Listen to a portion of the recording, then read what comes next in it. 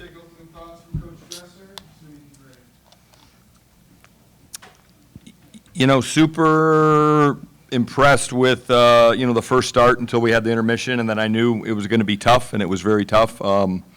We obviously got kind of overwhelmed from 165 really to heavyweight. I mean, they overwhelmed us. I think every one of them's ranked in the top 6 or 7, and it shows. And so, it's overwhelming. And, when you're in that situation, everything's a learning experience, but hopefully all those guys aspire to be at that level. And that's going to take some work, and that's going to take some, work in the weight room, work in the wrestling room, but there's some really talented guys there in different ways. But I really thought, we did a good job. I mean, we were outmanned from 65 to heavyweight and then at 125, but the other 4 were sure great matches, and so hats off to those guys. So I'll let you all ask. How impressive was Jacob Frost's win against a top 5 guy? Mentioned in the top 6 guys, he gets a top 5 win. That was great. That was a heck of a match, man. Those Frost boys are tough. I said it, I think Friday night. They can get away, they can ride, they can turn. They got great leg attacks. Great formula to be a good college wrestler, really good college wrestler. So proud of him.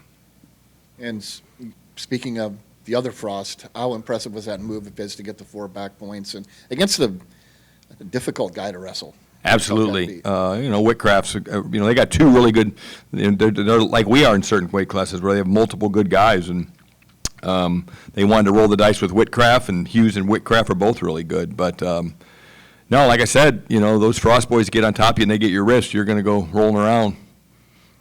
You have a lot of options there at 41 and 49, but how much does Jacob kind of just force it his way in and kind of make a big impact? Right? Yeah, it's going to be something to figure out here. So it just makes my job even easier. Like it's been really easy all year.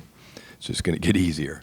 So. From a confidence standpoint, going into the intermission with a big lead, how were you kind of feeling entering the second? I was excited to win those 4 matches, but I also knew that the storm was a brewing, and I knew what we were facing. And I didn't think we could win any of those matches, and we didn't. And so, when this match popped up and it looked like it was going to be on ESPN in November, I was pretty excited. I felt like it was going to be a heck of a dual meet, but obviously, having a couple guys out of there, some key guys out of there really hurt us. I mean, at 97 and heavyweight, we thought we'd have different guys in there that could have really made an impact, and one of them decided to leave the program. The other one got injured, and that's, sometimes you got to figure it out. But it wasn't what we wanted, in terms of personnel, but I thought the guys that wrestled tonight really competed, pretty hard.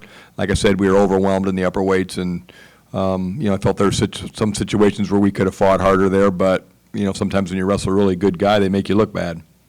You never like to see the way that match ended, but what can you say about Sawyer's? Sawyer's scrap. Just got to get better at wrestling, and, he's not at the right weight. He needs to, you figure that out when you get to college. You got to get at the right weight. That guy's a long, rangy 197, and he's a senior, and, so those are the guys that are hard to wrestle, and, I think he gets. I think when he gets back in there and gets over this knee injury and starts making his way to 184, I think he can really help us.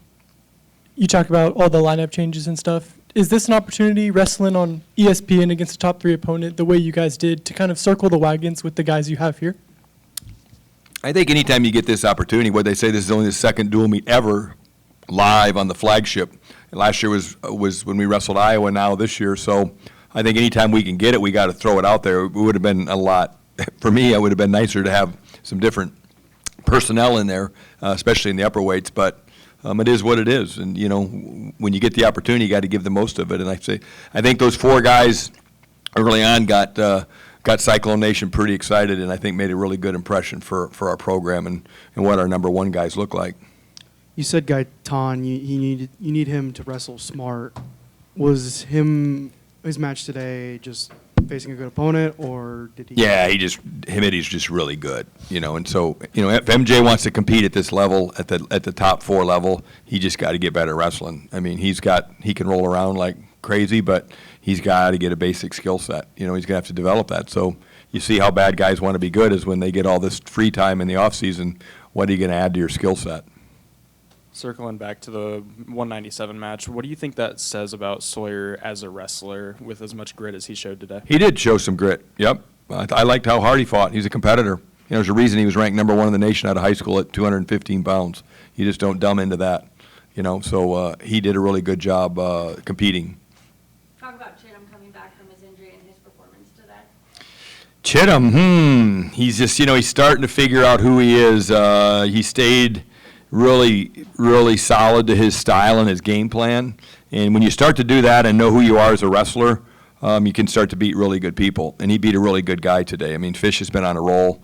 And so that was a big win. But, you know, he just stayed disciplined and focused to his process. And he's the kind of guy that's always going to be working. He's sitting right back there, so I can't brag on him too much. But he's a guy that's always going to be in there trying to fix. He couldn't finish that high crotch. He's going to be trying to fix it tomorrow.